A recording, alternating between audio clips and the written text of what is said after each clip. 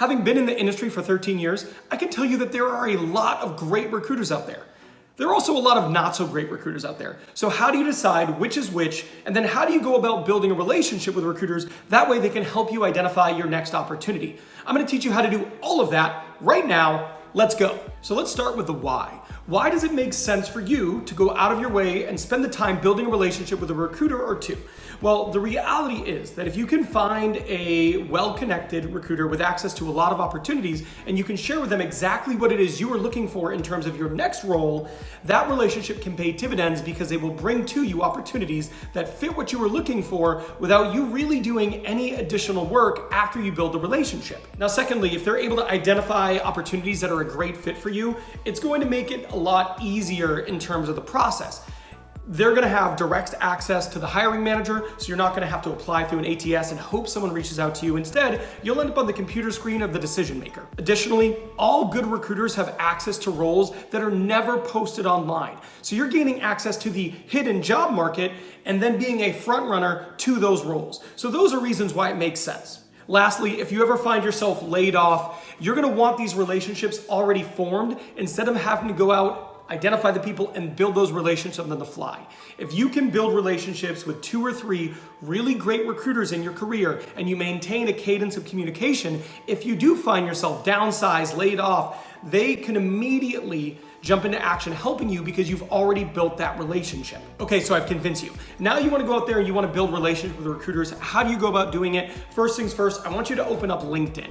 Now I'm gonna use the search bar at the very top and I'm gonna do a search for recruiter and injection molding. So I'll throw it right here, but if you type those things in, hit enter, what you're gonna do is you're gonna find recruiters within injection molding somewhere in their profile. So you can see here, I pulled up a few right away. Now these are people who specialize. Now, if you're in injection molding, you're probably like, oh, this is perfect. If you're not, just figure out what other keyword makes sense, right? So if you're in healthcare, recruiter and healthcare. If you're in procurement, recruiter and procurement. And this will pull up people who actually specialize in your field so you can make a short list of people who, again, are highly specialized in your exact area so you can shortcut the process. Now, the first 2 people that I've pulled up, let's take a look at their profile and what they have to offer. Now, the first person is just Jeff Driggers here. Now, if you look at Jeff's profile, you can kind of look down there and see. I put an arrow next to it, but he has 1,876 connections. So as a general rule of thumb, I'm always looking for people who have more than 500 connections. If you're a recruiter and you have less than 500 connections on LinkedIn,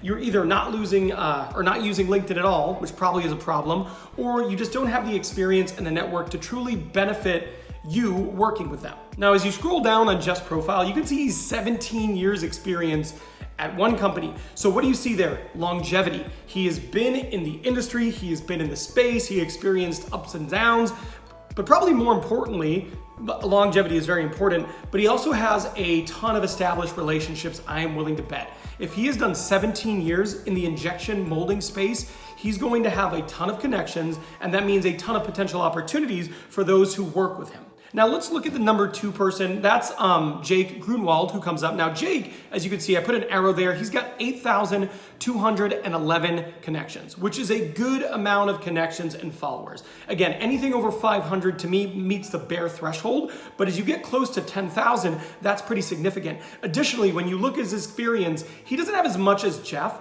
but 4 years, 11 months is a great amount of time for you to be like, okay, yes, this is going to be a good person who has established relationships and clearly has succeeded in this given space. Now you can look for a few things. Now here we just looked at connections, we looked at stability, we looked at that they're actually in the space. Another thing you can look for is recommendations. So one of the things you want to make sure is you're connecting with recruiters who are in the space that you want to be in. They are well connected, so they have good connections. They have stability, so they've been at their company for a while. All those things are important. But lastly, if you can find a recruiter who has a lot of recommendations, so what does it tell you if you look down on their profile and you see recommendations? Well, it probably means they're doing right by their candidates and they're establishing good relationships, and candidates are having a good candidate experience.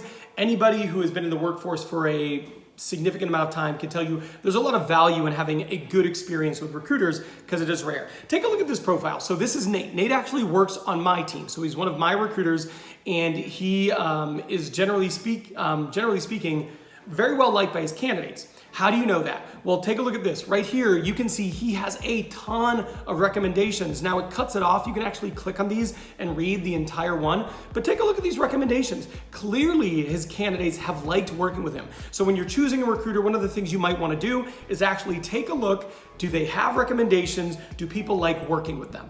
Now, you found someone who is in your industry. They have a good amount of connections.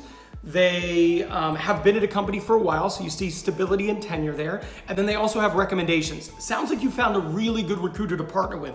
The next thing you need to do is reach out to them. So add them as a connection, send them a message and say something along the lines of, hey, I'm looking to explore. I'm getting to the point where I want to maybe consider looking at new jobs. Do you have a minute to connect? If they are a good recruiter, they will respond back because they see you as a fresh, passive candidate who is interested in making a move.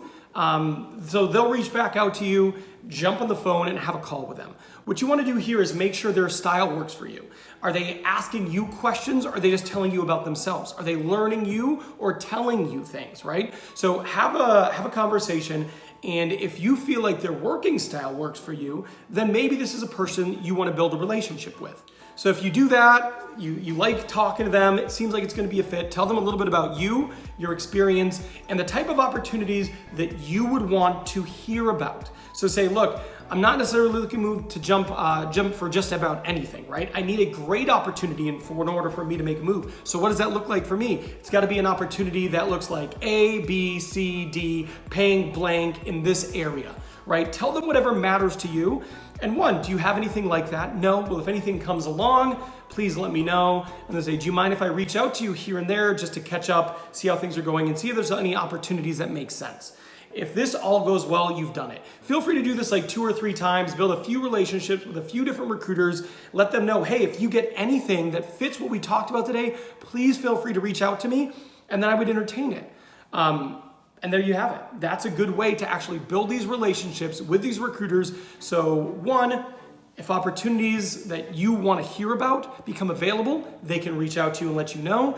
Or if in the future you need to reach out to them in a more urgent way, you have already established a relationship and you have solid contacts. It is not enough to add a bunch of recruiters on LinkedIn and just hope that when the time comes, they're going to be there. No, just like anything, you need to build and establish a relationship, have it be an informed one, and have it be strategic. Now this video is done, but this one right here, you should probably go watch it because these are things you need to consider before you quit your job or accept a new job. A lot of people decide it is time to make a move, but they do this without actually considering all the different things. Watch this video, it's part 1 in a 2-part series, and it'll give you all the questions you need to ask yourself.